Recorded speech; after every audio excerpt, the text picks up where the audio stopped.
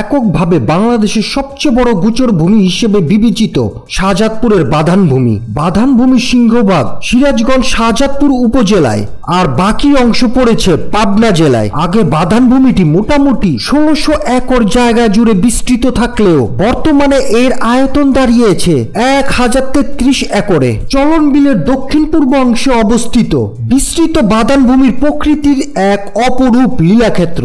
বাধানের পাশ দিয়ে বয়ে গেছে ধলাই নদী। এই বাধান ভূমিকে ঘিরেই দেশের মোট দুধের ৬০% সরবরাহ করে থাকে সিরাজগঞ্জ অঞ্চলের খামারিরা।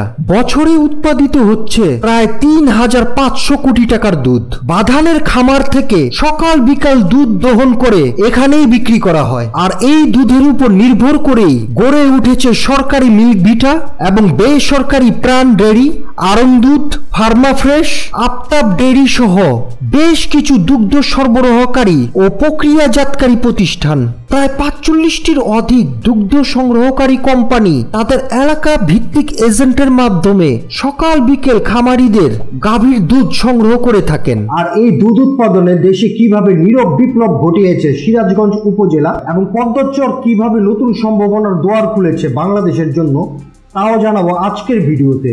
তো চলুন শুরু করা যাক। দিগন্ত বিস্তৃত কাঁচা ঘাসের সমুদ্র, মুক্ত মাঠে দল বেঁধে ঘুরে বেড়াচ্ছে হাজার হাজার গরু। এই দৃশ্য সিরাজগঞ্জের শাহজাদপুর উপজেলার পাশ দিয়ে বয়ে গেছে ধলাই নদী। যমুনা এবং ধলাই নদীর ধারে গড়ে উঠেছে অসংখ্য গরুর বাধান। এইসব গরুর আয়ের উপর নির্ভরশীল প্রায় ২ লাখ পরিবার। বাতান থেকে প্রতিদিন সংগ্রহ করা হচ্ছে প্রায় ১ লাখের বেশি গরুর খাঁটি তরল দুধ। নিচু এলাকার বাধান ভূমিটি বছরে প্রায় ৫ মাসেরও বেশি সময় থাকে পানির তলায়। সেই সময় খামারিরা পশুর পাল বাড়িতে বা উঁচু জায়গায় স্থানান্তর করে। তারপর শীতের আগমনের সঙ্গে সঙ্গে সেখানে ফির শুরু হয় গাবাদি পশুর কোলাহল। তৃণমূল বাধান ভূমির মধ্যে ছড়িয়ে ছিটিয়ে আছে গাবাদি পশুর পাল, ফ্রিজিয়ান শাহিওয়াল গরুগুলোর বাট ভর্তি দুধ এবং বিস্তৃত চিরসবুজ বাধান ভূমি অস্ট্রেলিয়া বা নিউজিল্যান্ডের গোচার ভূমির কথা মনে করিয়ে দেয়। তাই অনেকেই বাধান ভূমিকে বলে থাকে বাংলাদেশের নিউজিল্যান্ড। যমুনার দুর্গম চরে গরুর পাশাপাশি ২৫০ শতাধিক মহিষের একটি বাধান রয়েছে। আর পাশেই নদী ঘেঁষা বালুচরের চাষি ও রাখালেরা কয়েকটি ঝুপড়ি ঘর তুলে পেতেছে সংসার। সংখ্যায় তারা প্রায় শতাধিক। গরু ও মহিষগুলো লালন পালন করাই তাদের কাজ। গরু পালন করেই চলছে তাদের জীবন জীবিকা। এই রাখালদের শ্রমে গরু এবং মহিষ থেকে উৎপাদিত হচ্ছে দুধ এবং মাংস।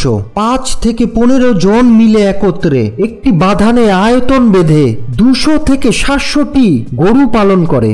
বাধান আর খামার থেকে সকাল বিকেল দুধ দহন করে এখানেই বিক্রি করা হয়। আর এই দুধের উপর নির্ভর করেই গড়ে উঠেছে সরকারি মিল্ক ভিটা, বেসরকারি প্রাণ ডেয়ারি এবং আফতাব ডেয়ারি সহ বেশ কিছু সংগ্রহকারী প্রক্রিয়াজাত প্রতিষ্ঠান। প্রায় ৪৫টিরও অধিক দুগ্ধ সংগ্রহকারী কোম্পানি তাদের এলাকা ভিত্তিক এজেন্টের মাধ্যমে সকাল বিকেল খামারিদের গাভীর দুধ সংগ্রহ করে থাকে। এখানে খামারিরা তাদের গাভীর থেকে বছরে প্রায় ৭ থেকে ১৬ হাজার মেট্রিক টন দুধ উৎপাদন করছে। আর এর মাধ্যমে সিরাজগঞ্জ জেলার খামারিরা বছরে আয় করছে ৩৫০০ কোটি টাকা, যা এই জেলার অর্থনীতিকে আরো শক্তিশালী ও গতিশীল করেছে।